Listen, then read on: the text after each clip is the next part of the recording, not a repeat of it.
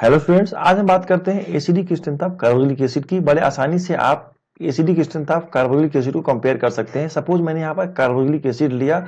आपको याद होगा कि ब्रोंस्टेड एसिड बेस या लुईस एसिड बेस कॉन्सेप्ट आपको याद होना चाहिए। मैं एग्जांपल लेता हूँ कि एसिड क्या होता है, जो H+ देता है उसे क्या कहते हैं, ब्रोंस्टेड एसिड कहते हैं। अच्छा, और किसी सब्सटेंस से अगर H+ को निकाल दिया जाए तो जो बचता है उसको कॉन्जुगेट बेस कहते हैं। फिर से देखिएगा, इस वाले स्पीसीज को कॉन्जुगेट बेस कहा जाता है। किसी भी सब्सटेंस में से अगर H+ निकाल दिया जाए तो जो बचता है उसी को कॉन्जुगेट बेस कहा जाता है। तो H3O+ आयन है। अब देखिएगा, अगर इस एसिड में ये एसिड कितना स्ट्रांग है कैसे पता करेंगे, तो इक्विलिब्रियम कांस्टेंट को यूज करके कर सकते हैं। कैसे करते हैं, या H+ ज्यादा देगा तो ज्यादा स्ट्रांग एसिड होगा, तो उसको हम लोग K की वैल्यू से कंपेयर कर सकते हैं। कैसे कर सकते हैं, बड़ा आसानी से देखिएगा। CH3COO- हमने लिया है, प्रोडक्ट यहाँ पर है। आयनेशन कांस्टेंट कैसे लिखा जाता है, प्रोडक्ट अपान यहाँ पर क्या लिखेंगे, product upon product of reactant. Reactant क्या है, बिल्कुल आपने सही कहा है, CH3COOH है यहाँ पर।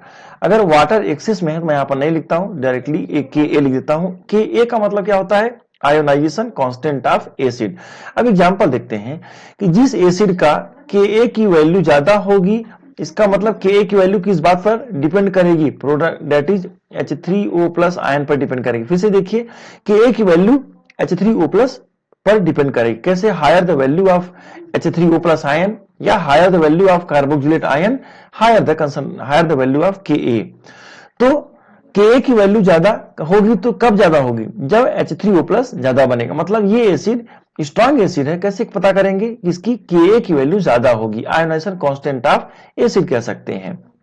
अच्छा, आइए एक एग्जांपल ले लेते हैं। यहाँ पर अगर मान लीजिए मैंने दो एग्जांपल लिए, Ka1 एक एसिड है, इसका 10⁻⁷ वैल्यू है, और एक एसिड मैं लेता हूं जिसमें 10⁻⁹ ले लेते हैं। इसमें से कौन सा स्ट्रॉन्ग एसिड होगा, बिल्कुल आपने सही कहा है, जिसमें Ka की वैल्यू ज्यादा है, तो 10⁻⁷ ये वैल्यू ज्यादा है और ये स्ट्रॉन्ग एसिड होगा।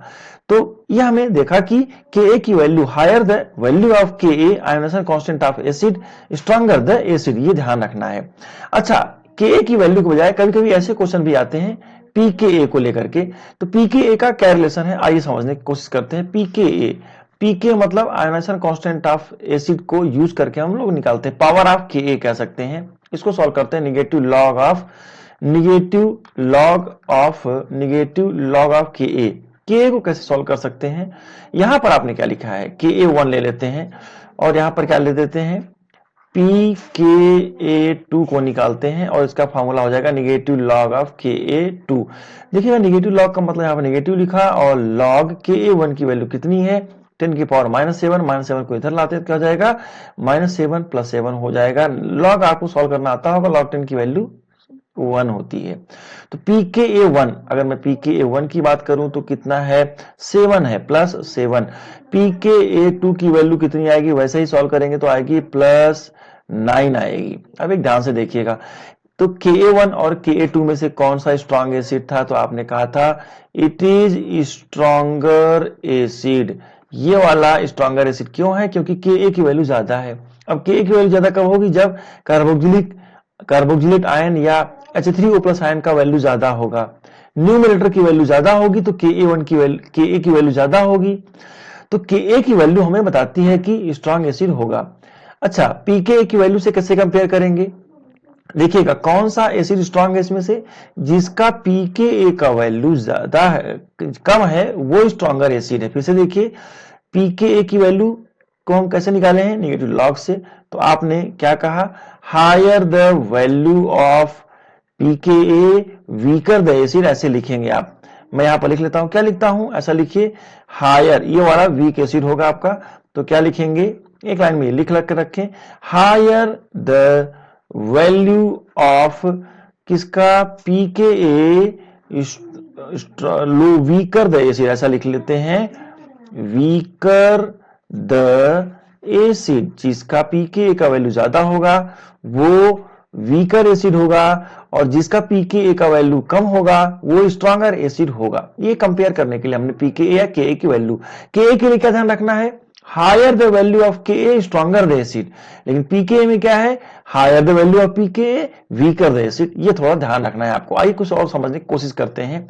एक और चीज है, देखिएगा, जैसे मान लीजिए मैंने यहां पर CH3 C double bond OOH है, यहां पर ये बनाया है, तो देखिएगा ये ऐसे लिखा है, और यहां पर हम ले लेते हैं C के साथ में यहां पर F लगा देते हैं, F और F लगा देते हैं, तो देखिएगा यहां पर भी मैंने एसिड लिया हुआ है, तो देखिएगा दोनों एसिड हैं। अब इनमें से कौन सा स्ट्रॉन्गर है कैसे पता कर सकते हैं, तो देखिएगा यहां पर मैंने CH3 लगाया है, CH3 एक प्लस आई ग्रुप है, मतलब यहां पर ये इलेक्ट्रॉन डोनेटिंग ग्रुप है, प्लस आई इफेक्ट से, हाइपर कंजुगेशन इफेक्ट से ये इलेक्ट्रॉन डोनेटिंग ग्रुप है, तो क्या होगा, ये इलेक्ट्रॉन इसको डोनेट करेगा, तो कार्बन में इलेक्ट्रॉन की कमी नहीं होगी, मतलब ये क्या बनेगा, इसका जो कॉन्जुगेट बेस बनेगा CH3COO-, इलेक्ट्रॉन डोनेटिंग ग्रुप के कारण इसका निगेटिव चार्ज ऑक्सीजन में पहले से है, और ये उल्टा इलेक्ट्रॉन दे रहा है। फिर से देखिए, ऑक्सीजन में H+ के जाने के बाद यहां पर निगेटिव चार्ज पहले से है,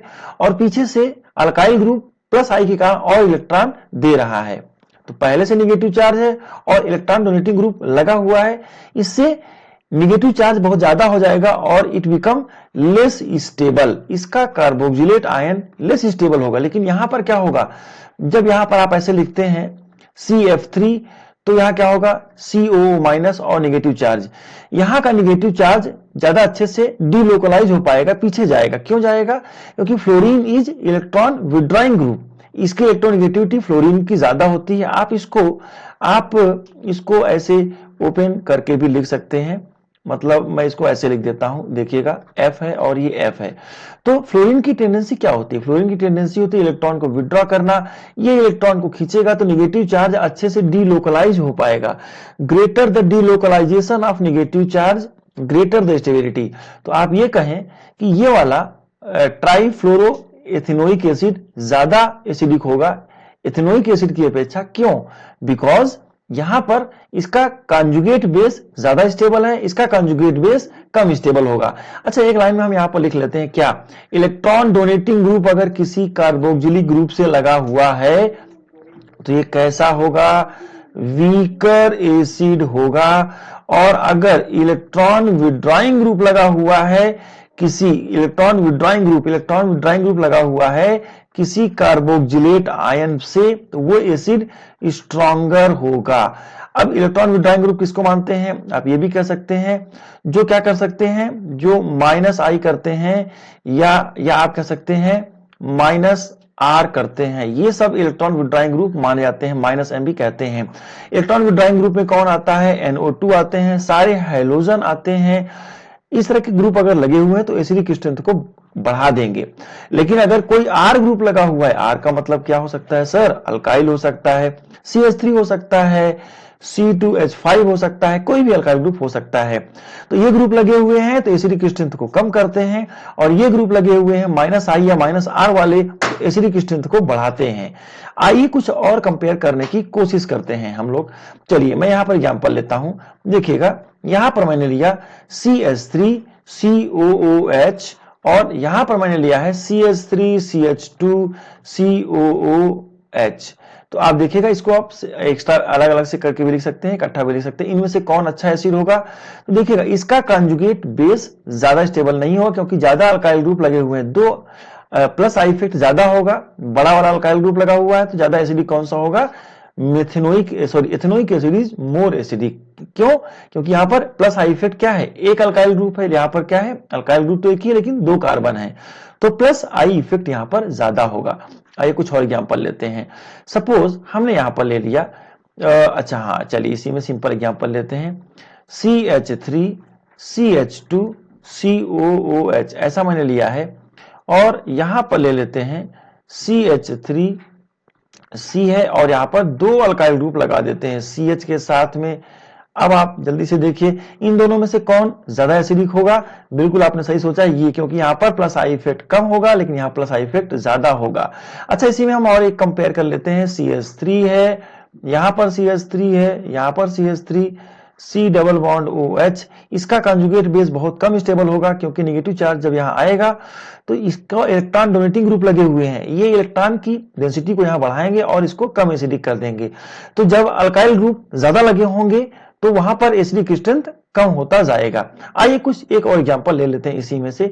अगर मान लीजिए मैंने यहाँ पर लिया है CF3 के साथ में COOH है और यहां पर लगा दिया मैंने C के साथ में यहां Cl, या आप ऐसा भी कह सकते हैं कि CCl3 है और COOH। जल्दी सोचिए यहां पर कौन एसिडिक ज्यादा होगा, तो बिल्कुल आपने सही सोचा है, ये वाला एसिडिक ज्यादा होगा। क्यों? क्योंकि यहाँ पर फ्लोरीन लगा हुआ पीछे और ये ज्यादा अच्छा इलेक्ट्रॉन विड्रॉइंग ग्रुप है। आइए कुछ और एग्जांपल लेते हैं, बेंजीन रिंग से रिलेटेड ले लेते हैं। देखिएगा बेंजोइक एसिड का ले लेते हैं, एरोमेटिक का, बड़ा सिंपल एग्जांपल ही हम लेते हैं। और यहां पर आपने लिया है बेंजीन का रिंग, अल्टरनेट सिंगल और डबल बॉन्ड है। और यहां पर हम ले लेते हैं कार्बोक्सिलिक एसिड, फिर से देखिएगा COOH। अच्छा, इसी को मैं अगर इसी को मैं यहां पर ले लेता हूं, कार्बोक्सिलिक एसिड यहां पर मैं बनाता हूं और इसको यहां पर ले लिया मैंने, ये कार्बोक्सिलिक एसिड 2 है। अच्छा, मैं इसी में एक और ले लेता हूं, चलिए ठीक है, यहां पर ले लेता हूं, ये कार्बोक्सिलिक एसिड है और यहां पर इसको मैं ओके कुछ प्रॉब्लम आ रही है इसमें, चलिए फिर से करता हूं। यहां पर मैंने क्या लिया, कार्बोक्सिलिक एसिड है, ये इस तरह से मेरे पास तीनों कार्बोक्सिलिक एसिड, इनमें एसिडिक स्ट्रेंथ कैसे कंपेयर कर सकते हैं, तो बड़ा सिंपल सा तरीका देखते हैं।